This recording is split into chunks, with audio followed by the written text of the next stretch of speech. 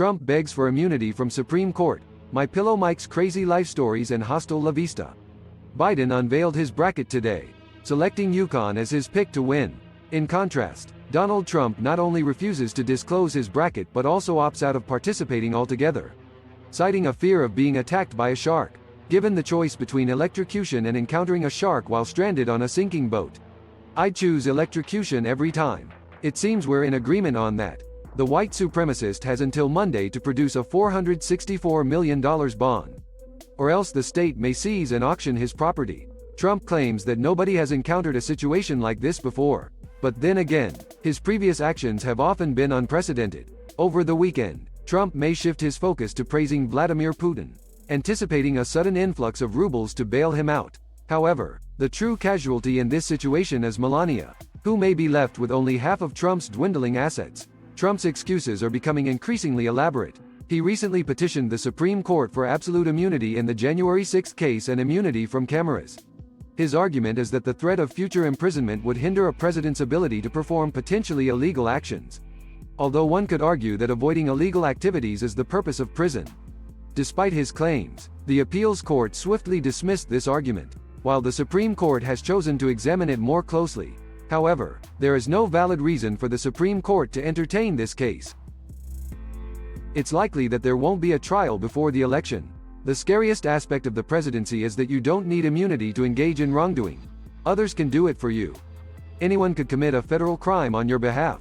And if you approve, you could simply pardon them because you're the president. It's like having wizard powers. For Father's Day, Eric and Don Jr. could walk into a bank, hand the teller a misspelled note demanding money, buy their father a gold statue of himself with the loot, and then get off scot-free thanks to a presidential pardon.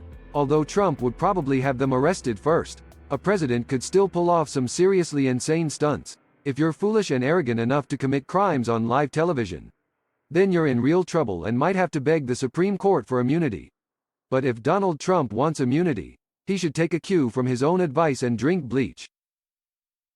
On another note, Trump won 5 primary victories last night, but not as decisively as he had hoped. In Arizona, he lost over 20% of the Republican vote, and in Florida, he lost over 177% to opponents who aren't even in the race anymore. Nikki Haley dropped out 2 weeks ago, and I'm pretty sure Ron DeSantis choked on a meatball at Christmas. Trump did, however, fare well among voters who have accidentally shot their washing machines with a handgun, garnering nearly 100% of their support. In Ohio, there's a Trumper named Derek Myers who was running for a congressional seat. He mistakenly sent out a concession email before the polls even closed, stating that the night hadn't gone as planned. He quickly sent a follow-up email saying to disregard the concession, but he ended up finishing 11th. In last place. On second thought, don't disregard the concession email. This is Derek Myers speaking. Tonight didn't go as we had hoped, but as we know, this race is decided in the primary. So, I want to offer my congratulations to the congressman-elect. I'm looking forward to uniting behind him and working with him to get President Trump re-elected to the White House in November and ousting Joe Biden. Listen, I'm in my 30s, and as I've mentioned throughout this campaign trail, if I don't win this race, that's okay because I have 30 or 50 more years ahead of me if I live a good life. I'm eager to continue my involvement in Ohio politics and collaborate with all the Republicans to make Ohio great again. Also, I would like to announce that I am suing the guy who cuts my hair for $5 billion. That's one heck of a haircut. He somehow looks like Beavis and Butthead all at once. No MAGA faithful has experienced harder times than the MyPillow man. Mike Lindell. Maybe he's out of money, but he's not short on crazy life stories. Through all that time, I had over 14 near-death experiences. I'd be in Mexico on a family vacation, and they'd be threatening to cut my head off. The cartel guy cutting my head off asked if I was ready to go. I replied, "I'm not going to buy this sword." The other guy said, "Sir, he doesn't want to sell you a sword, he wants to cut off your head." I responded, "What's wrong with you?" But they thought I was crazy. It was just deflection. What did I do when I got out of that situation? I went and did another line of cocaine. That's a family vacation. That's how he got into the pillow business. He needed somewhere to put his decapitated head. Mike has been promising to reveal bombshell. For the past couple of weeks, he's been hyping up this evidence of voter fraud, something he's been talking about for quite some time now. He kept saying how explosive and shocking this evidence would be, claiming it would shock the world. You'll see something that will shock the world.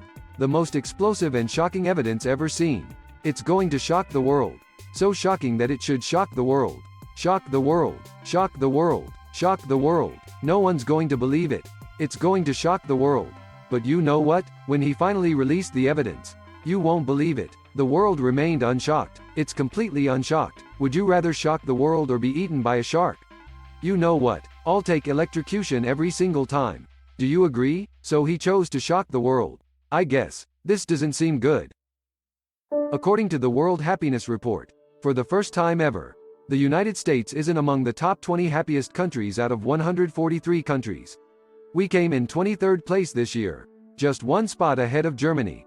Slovenia, which came in 21st place, is happier than America, which is another slap in the face for Melania. Iceland is the third happiest country. Denmark is second. You know which country is the happiest? It's Finland. The Finns are the happiest people, which makes sense. Ever Google a picture of Finland? It's just breathtaking. So, to the people of Finland, I say, Annette, which means, go choke on licorice.